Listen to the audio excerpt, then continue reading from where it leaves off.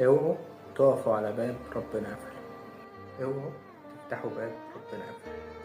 خلاص، الباب اتقفل. معناها ايه؟ ان ربنا مش عايزك تدخل.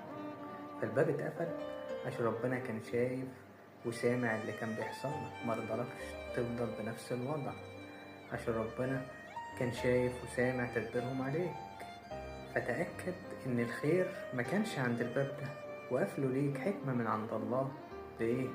عشان فاتح لك باب تاني، باب جميل، باب فيه راحة، فيه فرحة، فيه سعادة، فيه أحلامكم بقى اللي تمنيتوها. فتأكدوا إن انتوا بعد التعب اللي انتوا شفتوه واللي مريتوا بيه، إن خلاص ربنا عايزك تبقى أحسن وأحلى وأجمل. مع إن انتوا أصلا حلوين وناس روحها طيبة وجميلة، لكن ربنا أبدا ما ينساك. صلوا على النبي كتير واستغفروا. الباب الجميل مستنيك. تأكد إن الخير مستنيك. إن مع العسر يسر. إن مع العسر يسر. فده باب اليسر، الباب اليسر التاني مستنيك دلوقتي. الباب اللي انت كنت فيه عسر وخلص، عشان ربنا مش عايزك تتعب. فما تقفش عليه. ما ينفعش يكون اساس قلبك حد غير الله ورسوله. فاوعى تتعلق بحد تعلق مرضي، لان لازم الاساس قلبك هو الله. ربنا ما رضاش بكده. هي مش علاقة عبيد.